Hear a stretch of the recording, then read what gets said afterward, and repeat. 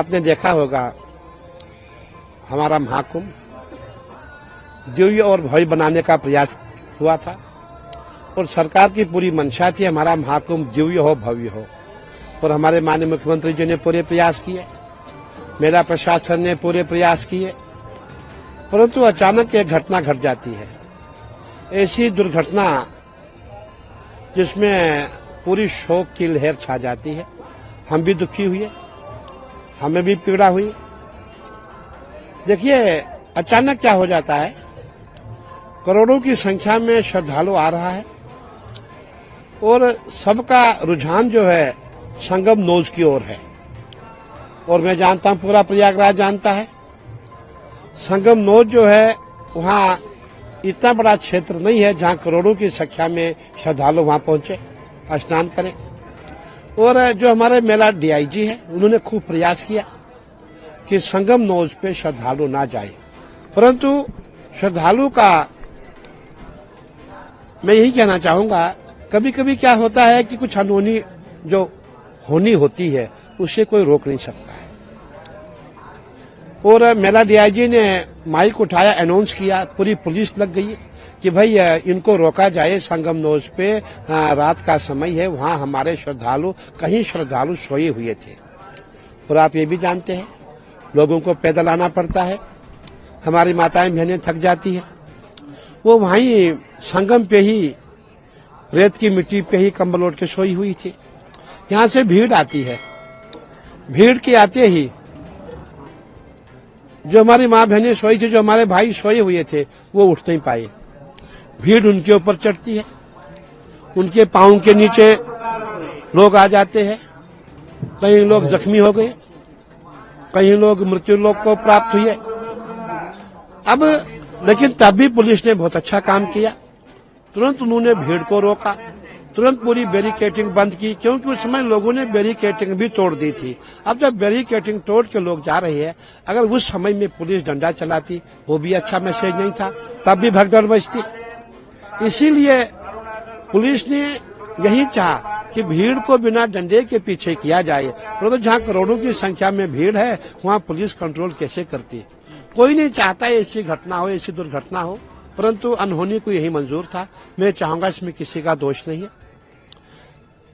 आपने देखा होगा हमारे सनातन विरोधी है, उन्होंने हमेशा हमारे सनातन धर्म का अपमान किया है, जितने भी हमारे महापर्व होते हैं उसका अपमान किया है। हमारा महाकुंभ था, जितने भी साधु संत हम यहाँ थे, प्रयास किया गया कि महाकुंभ को कैसे फेल किया जाए, महाकुंभ में आए हुए संतों को कैसे बदनाम किया जाए। आपने सोशल मीडिया देखा होगा, हमारे यूट्यूबर जो वामपंथी लोग थे, कभी भी उन्होंने अच्छे संतों को नहीं दिखाया। उनका प्रयास रहा जो नकली संत है, जो पागल संत है, जो बदनाम संत है, उन्हीं को दिखाया जाए, ताकि जो मेला जितने भी हमारे सनातनी समाज में बदनाम हो। और मैं ये कहना चाहूंगा, मेले में मेला प्रशासन ने अपनी भूमिका बहुत अच्छी तरह से निभाई है और अब हमें जो हो चुका है वो हो गया। अब हमें जो आने वाला स्नान है उस पर ध्यान केंद्रित करना है। हमारा बसंत पंचमी का स्नान बहुत अच्छा हो, दिव्य हो, भव्य हो, अब ये प्रयास किए जा रहे हैं। लेकिन उत्तर प्रदेश के पूर्व मुख्यमंत्री और सपा समाजवादी पार्टी मुखिया अखिलेश यादव, उन्होंने एएनआई से बातचीत की है एक्सक्लूसिव। उन्होंने कहा है कि जिस तरीके की व्यवस्था का प्रचार प्रसार किया गया उस तरीके की व्यवस्था नहीं थी। अब चाहिए कि जितने लोग मिसिंग हैं उनकी एक रिपोर्ट सरकार बना करके दे, और व्यवस्था ठीक नहीं थी कहीं ना कहीं। देखिए जो मिसिंग की बात आप कह रहे हैं, हमने भी देखा, हमारे अखाड़े से भी करीबन 12 लोग मिस हो गए थे। हमने फोन किया, हमने पुलिस को भेजा, वो लोग नहीं मिले, लेकिन वो लोग कल शाम को पुलिस लेकर के हमारे पास लेके आ गई। पुलिस का पूरा प्रयास है, जो भी हम सूचना देते हैं, जो भी हम जानकारी देते हैं, जो जो मिस हुई है उनकी खोज की जा रही है। क्या वो अस्पताल में है, क्या वो किसी और कैंप में है, पूरा खोजा जा रहा है। मैं ये कहना चाहूंगा कि इस समय हमें किसी पे आरोप लगाना उचित नहीं है। हमारा प्रयास यही होना चाहिए, हमारा महाकुंभ अच्छा हो। और जो लोग ये कह रहे हैं, जो आरोप लगा रहे हैं, मेरा ये मानना है जितना विरोधी पक्ष है, जो सनातन विरोधी है, इन्हीं के कारण इनकी नजर इस मेले पे लग गई। मुझे कहने में कोई संकोच नहीं है, जो हिंदू विरोधी है उनकी नजर हमारे महाकुंभ पे लग गई, इसीलिए ऐसी दुर्घटना घटी है।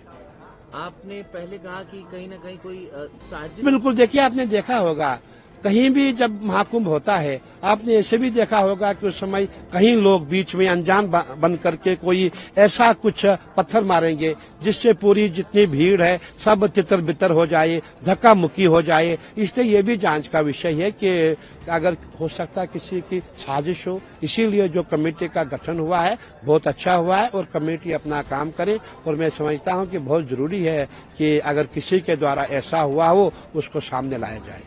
उत्तर प्रदेश के मुख्यमंत्री योगी आदित्यनाथ कल मीडिया से बातचीत करने के दौरान वो भावुक हो गए। उसके बाद उन्होंने बताया कि घटना किस तरीके से हुई, कितने लोग घायल हुए, कितने लोग अब हमारे बीच में नहीं थे। उन्होंने कहीं न कहीं प्रशासन के बारे में बताया कि प्रशासन किस तरीके से मौके पर मौजूद है और काम कर रही है। बिल्कुल आपने सही कहा, हमने भी खुद योगी जी को सुना, हमें भी दुख हुआ। जो उनकी पीड़ा है हमें भी पीड़ा है, सबको पीड़ा, पूरे देश को पीड़ा है। योगी जी रोने लग गए थे क्योंकि योगी जी का हृदय बहुत निर्मल है। और योगी जी ने ये भी कहा कि जितने भी हमारे जो भी मेले में आए थे जिनकी मृत्यु हुई है उनको 25-25 लाख दिया जाए। अब हमारा मानना है कि जांच तो होगी, अवश्य होगी,